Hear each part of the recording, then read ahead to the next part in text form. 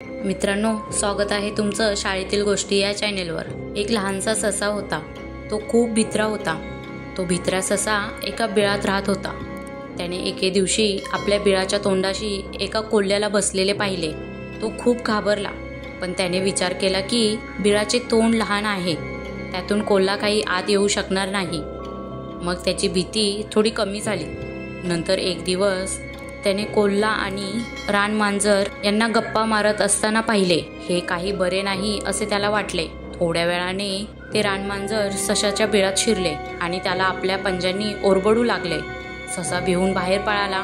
तोच कोल्ह्याने त्याच्यावर झडप घातली आणि दोघांनी मिळून त्याच्यावर ताव मारण्यास सुरुवात केली। मरता मरता ससा म्हणाला, तुमच्या दोघांची मैत्री झाली तेव्हाच मी ओळखलं की आता आपली काही धडगत नाही। तात्पर्य हेच, एकमेकांशी सतत भांडणाऱ्या दोन माणसांची एकी झाली की एखादा गरीब संकटात सापडतो।